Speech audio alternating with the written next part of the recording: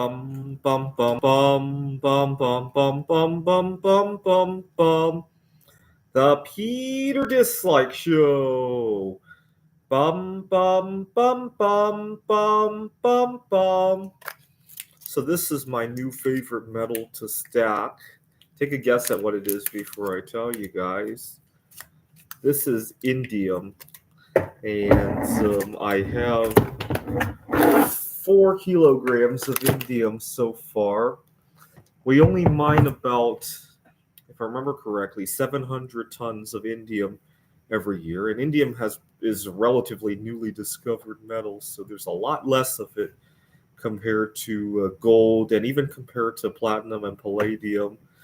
It's not nearly as rare in the Earth's crust. It's more of a difficult to extract issue, and but I'll let you decide how you'll rate that. So in the Earth as a whole, bismuth is more rare than indium, but it comes out a lot easier, right? So a little bit of both could be good. But it kind of every time I buy one of these bars, it reminds me of the first time I ever saw a gold bar. I was in 5th grade, and my mom and I had traveled to Taiwan, and she had shown me this gold bar that her family had left her. It was maybe 5 or 10 ounces, if I remember correctly. And I remember thinking, why gold? At the time, I had just started studying chemistry. I used to love to read my dad's old chemistry textbooks from college. And I learned that gold was just one element in a whole sea of elements. And I remember thinking, people are overlooking all these other metals. There's got to be things in here that are just as rare, right? And so uh, I remember thinking maybe one day I'll leave some other metal to my grandchild, right? Especially one that we're actually going to run out of, right? Because after all, I looked around in my everyday life and nobody was using gold for anything, right? Certainly not something that they would then dispose of, right? So, for example, the device you're watching this with probably has a bunch of indium in it, and very little of it is ever going to get recycled, right? And so the only thing I haven't done with indium is I haven't figured out a safe way to melt it. So just judging by YouTube videos, it gets really messy to melt. I hate to lose any of it, so I got to do some more research before I try that. And also, it's somewhat poisonous as well, so I'll have to do a little bit more research before I cast my indium into anything. But I got 4 kilograms right now. Now, all told, if you count copper and zinc, all told, strategic metals now account for almost a quarter of my net worth. I'm really pleased about that because the way I see it, uh, the reason that people forget, the reason that gold and silver are valuable is because people believe that they can trade their gold and silver for stuff that they actually want, right? Uh, it's not because gold and silver have any intrinsic value. Now, eventually, if we go into a post-scarcity society where there's plenty of things that we want, I think gold and silver are going to lose their value. And instead, the metals that are used to make things that we want, right, will rise in value.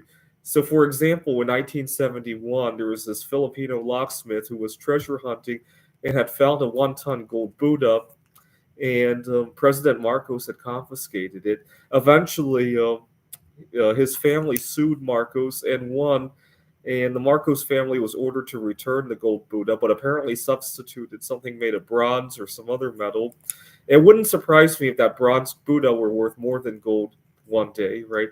I wonder how the Marcos' family or how history would view the situation once it turns around like that, right? I wouldn't be surprised at all. Might not happen in my lifetime, though. So I hope to diversify more into. I have plenty of precious metals now, right? In case I'm wrong, if I'm drastically wrong, my precious metals will rise a lot anyway. So I'm not planning on stacking that much more in terms of precious metals.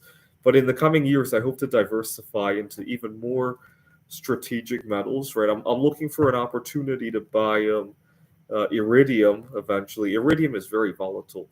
At times it behaves like a base metal, and then other times like a precious metal, right? It has like a 10-20 year wave. I'm looking for scandium as well. I hope to buy more thallium, which is just below indium on the periodic table. Thallium is also used in semiconductors and potentially for making art as well. It has a very beautiful rust. When it rusts, it has a very beautiful non-reflective color to it. I hope to buy some mercury. I don't have any mercury just yet. I'm thinking about making some art out of mercury sulfide, which is a red mineral. You could potentially cast that as well, and some of the transition metals, and maybe even some depleted uranium, and also neptunium. Uh, the way I hope to get some neptunium is that you might not notice this, but the smoke alarm in your house is mostly made of the detector module of your smoke alarm is mostly made of americium 241, which eventually breaks down into neptunium 237. I hope to accumulate a few million expired smoke detectors and extract the neptunium from it. Neptunium has a half-life of about 2 million years. It has a very low melting point as well. And so hope to make some beautiful stuff out of that. And I think it has some potential in the future as well for nuclear energy, among other things. This is the Peter Dislike Show. Bum bum bum bum bum bum bum bum bum bum bum bum. The Peter Dislike Show. Bum bum bum bum bum bum bum.